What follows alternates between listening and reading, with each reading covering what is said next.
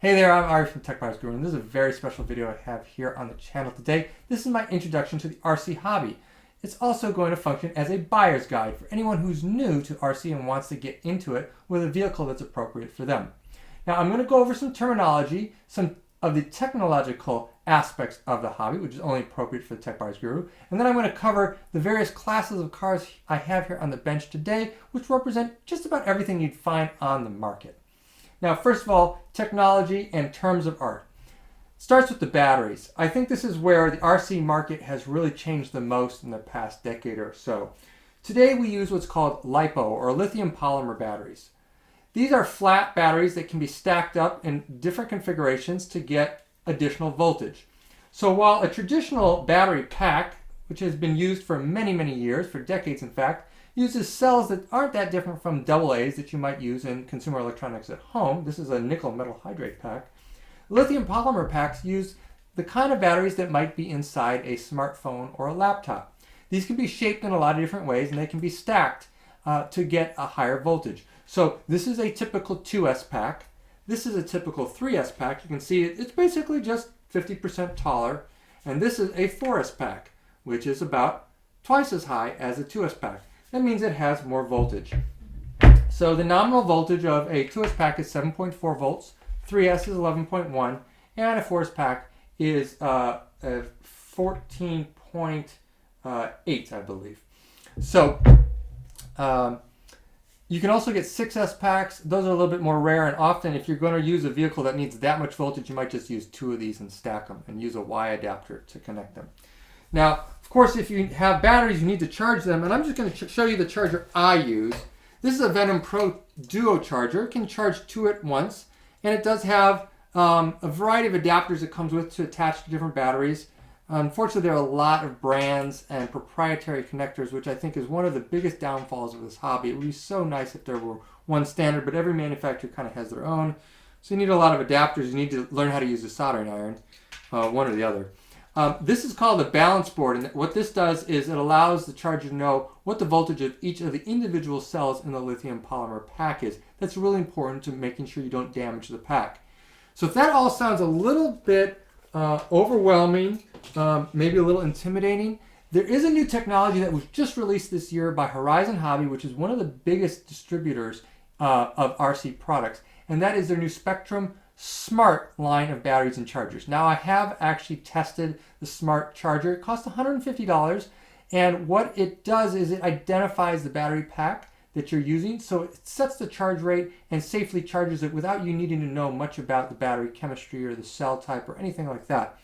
Now, those typically only come with battery connectors for Horizon Hobby's brands. Now, Horizon makes a lot of brands, but they don't make them all. And that means if you want to use the batteries in another brand of vehicle, you're going to need an adapter. But you can use those batteries. If you have that adapter, you can use the battery in any other vehicle. It's still a standard. They come in 2S, 3S, and 4S packs. They just have a different connector, the Horizon Hobby brand connector, which is EC3 or EC5. You'll get to know these adapters pretty quickly once you get in the hobby. So if you're intimidated by charging and understanding how batteries work, and I totally understand that you would be, because these chargers, the hobby grade chargers, are not that user friendly, go with the Spectrum Smart charger. It is quite a bit better. It's the next generation of chargers. What else goes into a vehicle? Well, a motor. And the higher performance vehicles will use what's called a brushless motor. That means there is no brush that touches the commutator as in a brushed motor. A brushless motor will run cooler, it'll be more powerful, it will run longer, and have a better lifespan. All around, it's much better. They do cost a little bit more, but any higher end RC vehicle that you buy will have a brushless motor. This is a sample brushless motor. You can see it's a closed motor, whereas a brush motor will have a lot of open area because you have to be able to replace the brushes. So that also makes it more durable because dirt doesn't get inside. So that's a brushed motor, always with 3 wires. One thing to know is if you buy one vehicle and you're going to upgrade it, make sure that you have a speed control that is compatible with the motor you're using. So that's something to consider down the line when you're upgrading your vehicle. Other thing that goes in the vehicle is a receiver. This talks to a radio. This is a Futaba 3PV. This is a matching Futaba R204GF receiver. This is a pistol grip radio, also called a transmitter. This is what's used for almost all land vehicles today. Just as a counterpoint, I'll show you my air radio. This is used for airplanes and helicopters. A lot of people who are new to the hobby might think that all controllers look like this, but actually this is typically just used for air vehicles today because you can get a lot more channels into them. A 2-channel transmitter like this is what you need for a land vehicle, and they're always going to be pistol grip. So in addition to your motor, you're going to be controlling the steering, and that's controlled via a servo. This is a very standard size servo. All these vehicles have them inside to control their steering, and I just have this out so you can see what it looks like. It's just got a little motor that goes back and forth to control your steering. If you're buying a ready-to-run vehicle, you don't really have to think too much about it. Typically, they don't use really great servos, and so that's something you might want to upgrade down the line. And you just kind of want to match the torque to the size and weight of your vehicle. So the bigger the tires, the heavier the vehicle, the more torque you need. So I've covered all the electronics and tech that goes in the vehicle. Now let's get into the various classes of vehicles that you'll find out there on store shelves. I have just about every class of vehicle represented here on the bench. I have one more that I'm going to show you the box of at the end, and that's going to be the newest addition of my collection. I should say, by the way, I'm not an RC reviewer. I just do this for the love of the hobby. I'm a tech reviewer. I've learned so much about the RC hobby from a number of great YouTubers out there, like the RC Network, Rich Duperbash, Aussie RC Playground, JTRC, Kitris RC Extreme, all sorts of great folks from all over the world, from all walks of life, representing all that's great about RC. Please go check out some of those other channels. There's so many great people sharing the love of RC from all corners of the world. Literally, this is a universal hobby. And luckily, it doesn't actually have to be very expensive either, which is a great thing for kids, or no matter where you come from, you can get into this hobby and enjoy it. So let's talk about the various scales of vehicles I have here and various classes of vehicles. The one up here is one I really like. That's an 8-scale buggy that's from Kyosho. I've modified it. It has a custom paint job on it. 8-scale buggies are really a racing class. There aren't a lot for sale just for kind of running around the yard or the park. They were really, they came of age in the 8-scale probably in the 1990s, and before that was 10th scale. I really love that because it has a great power to weight ratio. It's extremely fast and can handle really, really well. But it's not as good off-road because it's lower to the ground, and typically it's not as good. You don't want to flip that over too many times because it's not quite as protected as a truck would be because it has a lot of exposed parts. I love buggies. They're not as popular, really. It's probably not where you want to start unless you really like the look of kind of stealth fighter look to your vehicle. That vehicle can use anything from 2S to 3S packs, go from 25 to 40 miles an hour, so it can get up pretty fast and is quite a lot of fun. And they'll range from about $350 to $500 ready to run. Next up is the touring class of cars. I bought this mostly because I just wanted a scale model and I wanted a car to look really, really beautiful. That is a scale model of an AMG race car. This is from Charisma. They make beautiful scale models, and this is one of the finest looking vehicles out there. These are not as great for running around in the yard. Obviously, they cannot go in grass or dirt. It is four-wheel drive, but it's just so low to the ground. You need very, very flat surfaces. I've even found they're not that great on the street or in parking lots because any small divot or crack in the road will send these kind of careening in the wrong direction.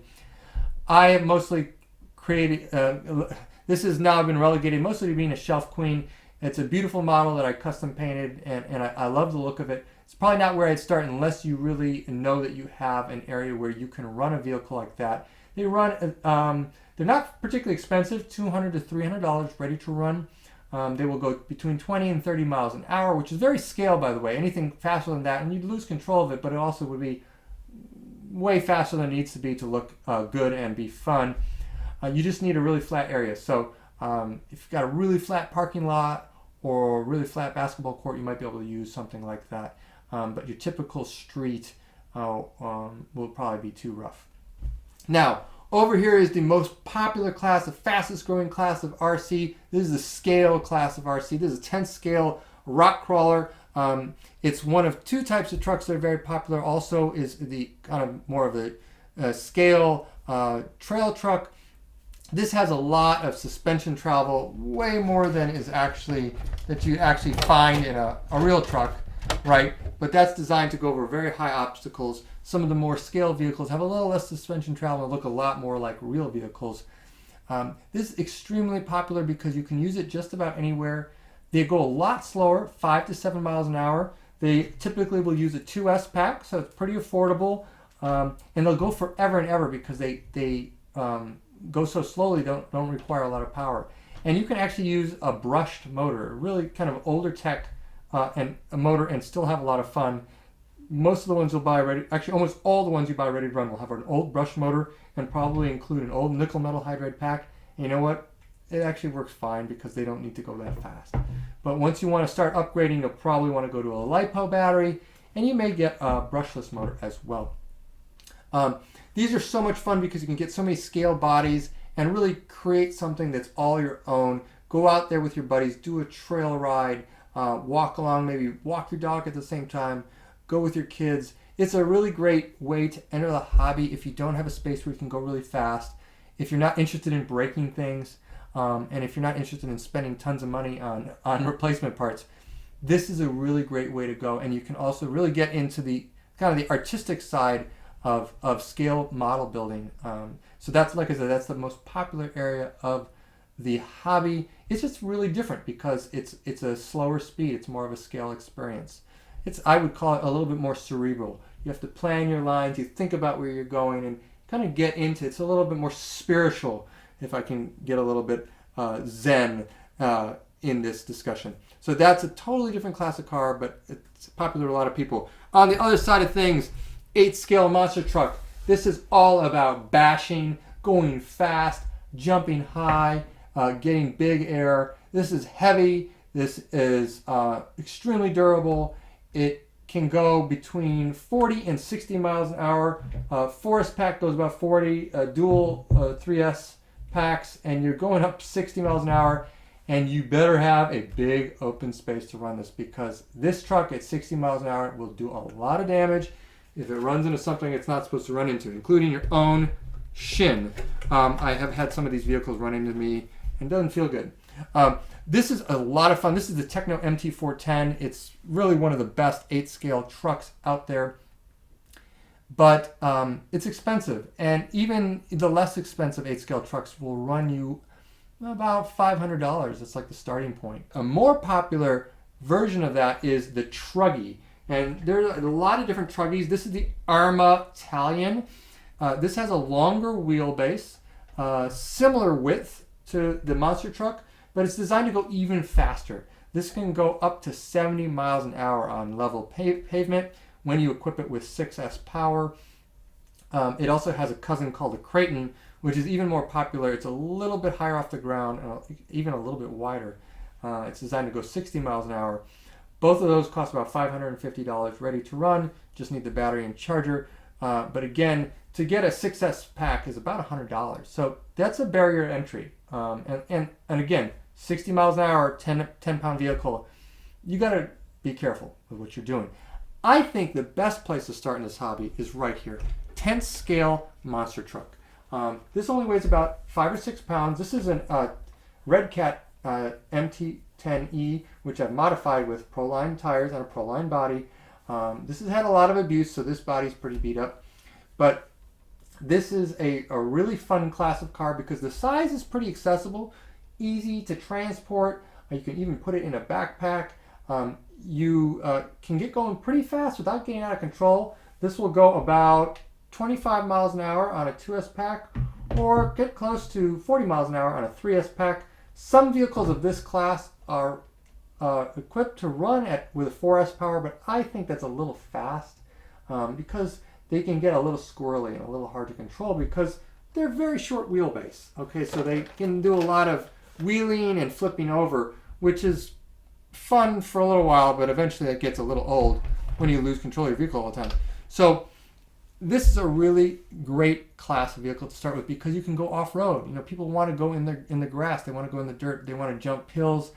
This is a really great starting point. One of my favorite brands is Arrma. I have featured the Arrma Granite 4x4 brushed edition, the $200 model on this channel. It's a fantastic value, fantastic model. Arrma has fantastic support. That's probably where I'd start with any kid or any adult who's new to the hobby and just wants to have a little bit of fun and get to know what modern RC, hobby grade RC is all about. It is not a toy.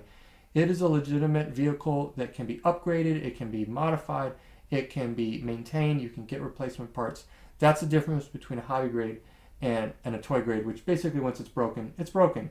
And that can be frustrating. So hobby grade means you can work on it and you can replace parts and you can upgrade parts. Let me move on to the last vehicle on the bench today. This is perhaps the one I'm most proud of, and it's also probably really the hardest to get into at this point, and that is a scale Monster Jam style monster truck. This is, from my point of view, a true monster truck. These monster trucks are a little bit more cartoonish in an unrealistic way. This is cartoonish in a very realistic way because people actually race monster trucks that look like this, that are this scale. It has a fairly short wheelbase. It's only about 11-inch wheelbase, but really big tires, these tractor style tires that are patterned off the tires you see on Monster Jam trucks. When I take this out and show people this, people I know, people I don't know, people can't help but smile. It's just universally fun to see a truck that looks like this. A lifted truck with these big tires, and it doesn't go that fast. It's not intimidating to anyone. It's just a lot of fun. Now the problem is, because of the way these are designed, unfortunately, they break a lot. This is the Tamiya Cloudbuster, originally released in 1987. They still make this vehicle. It's essentially unchanged, and the reason it's been around for over 30 years is because it was actually pretty durable. It was actually designed to take a beating, but go pretty slow and take a beating. A lot of manufacturers have tried to introduce the Monster Jam style monster trucks with the solid axles and these big tires, and it's kind of a tough combination because when they land, they put a lot of force on the axles and can snap axles and break drivetrains. And I hate to say this, but I did have another vehicle that I featured and showcased on this channel, a Red Cat ground pounder, that eventually did bite the dust. The drivetrain it could not handle the bigger tires I put on it, and I had to retire it, put it out to pasture. So I would love for more of these trucks to be on the market because they bring smiles to everyone's face, even the people who are just watching them go by. Unfortunately, it's a little bit hard to find trucks like this. There is the Tamiya Cloudbuster, but it's pretty expensive and it's not really that accessible because you have to build it and it doesn't perform that well out of box. You have to upgrade it. It's a difficult area of the hobby. I hope that in the future there'll be more of those. Now there's one more class of vehicle that I'm going to show off here. This is the Proline Profusion SC. This is a short course truck.